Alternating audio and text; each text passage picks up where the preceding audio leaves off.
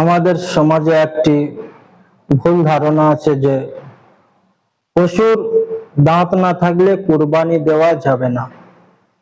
এটি একটি ভুল ধারণা। চলুন এ বিষয়ে হাদিস কি বলছে দেখে নেওয়া যাক। সুনানে নাসাই 4383 নম্বর হাদিসের মধ্যে এসেছে, সাহাবারা কুন্না মা রাসূলুল্লাহ সাল্লাল্লাহু আলাইহি ওয়াসাল্লাম ফি সাফারিন। এক সাহাবী বলেন, আমরা আল্লাহর হুজুর সাল্লাল্লাহু আলাইহি ওয়াসাল্লামের সাথে একটা সফরে ছিলাম বা যাত্রাপথে ছিলাম। ফাহাজারাল হাযাল ইয়াউম, তো এমত অবস্থায় কুরবানির ঈদ সামনে এলো। ফাজাআলার রাজুলু ইয়াতলুবুল মুসিন্নাতা বিল জাযআতাইনি আস-সালাসাতি। তো সাহাবারা কি করলেন, কুরবানি দেওয়ার জন্য দাঁতওয়ালা পশু খুঁজতে লাগলো। কিসের বিনিময়ে?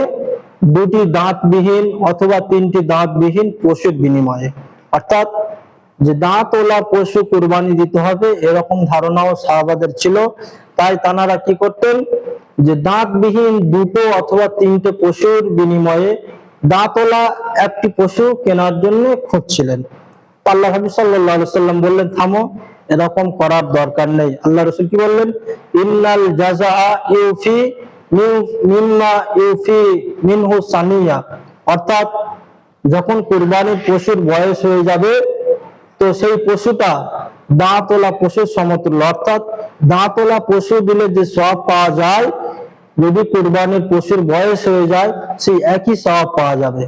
কুরবানির পশুর বয়স বলতে উট কমপক্ষে 5 বছর হতে হবে, এর একদিনও কম হলে হবে না। গরু মহিষ কমপক্ষে 2 বছর হতে হবে, ছাগল কমপক্ষে 1 বছর হতে হবে, এবং ভেড়া এবং দুম্বা কমপক্ষে 6 মাস, এর উপরে হলে ভালো, আর বেশির থেকে বেশি 1 বছর।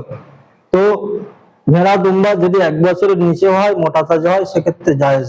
তো হাদিস থেকে এটাই বোঝা গেল যে দাঁত দেখতে হবে বিষয়টা এমন নয়, বরং আসল বিষয়টা হলো কুরবানির পশুর বয়স। আর বয়স তো বলেই দিলাম।